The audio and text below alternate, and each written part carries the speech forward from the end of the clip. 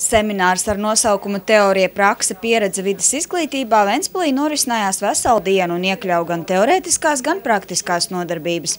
Galvenokārt tas bija paredzēts skolotājiem, kas pasniedz dabas zinības, ģeogrāfiju un ķīmiju. Tam bija sakars ar vides izglītību, ar dažādām vides akcijām, kampaņām par atkritumu šķirošanu, makulatūras vākšanu, bateriju vākšanu, elektrotehnikas vākšanu un daudzām citām lietām, ko var darīt papildus stundām skolotāji kopā ar skolēniem. Un paralēli arī mēs devām viņiem izglītības materiālus, kurus viņi var izmantot stundās, pamatojot šo te vides problēmu aktualitāti un risinājumu. Pedagogiem stāstīja par ārpusklases pasākumiem, kampaņām, konkursiem un semināriem, kurus organizācija Zaļā josta jau 10 gadu gaitā organizē ar domu, ka skola audzēkņi šīs zināšanas izmantos arī pēc tam praksē dzīvē. Tas būs ļoti vērtīgi izmantojams gan bioloģijas stundās, gan arī dabaszinības stundās 5. klasē, jo labāk ir sākt ar mazākiem bērniem.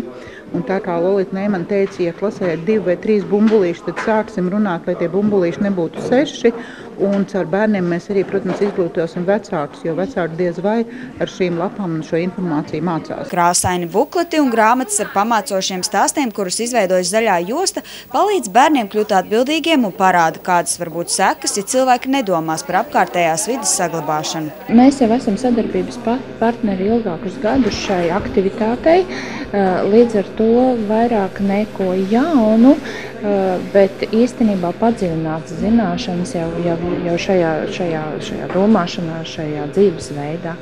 Jo arī Ventspils tehnikumā mēs mācam jauniešus un programmās, mūsu skolā programmas tās ir patērējošās, enerģijas patērējušās programmas, un arī mēs vēlamies ieviest alternatīvās enerģijas aktivitātes gan enerģētikas programmā, gan arī automehānikas programmā, kur arī mēs esam jau strādājuši pie tā, lai skola kā mācību līdzekli iegūt arī šo elektromobīli, rādot jauniešiem, kā var arī tā. Bērniem ir jāmāca veselīgs uzturs, un tad viņiem māca un rāda, un es pat esmu ķīmijā eksperimentējis, un 9. klases programmā arī ir noteikti kolāts, ir cukura.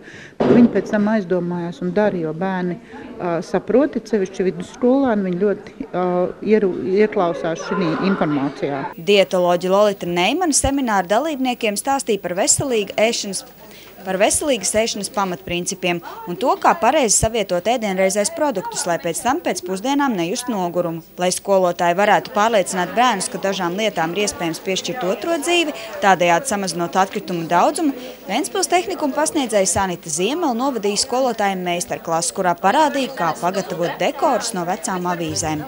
Pēc lekcijām dalībnieki devās ekskursijā uz sadzīves atkritumu poligonu Pentuļu, lai iepazītos ar šeit izmantotajām jaunākajām atkritumu pārstādes tehnoloģijām. Mēs varam veicināt un rādīt mūsu skolēniem, domāt zaļi un domāt par mūsu zemi, kas ir zaļa, kas ir pagaidām vēl ļoti tīra, un censties to nepārvērst par kaut kādu izgāstuvi, lai mums pašiem būtu labāk dzīvot. Gita Mārtiņsona, Anita Riža, Kīns Žodziņš, Kurzemes televīzija.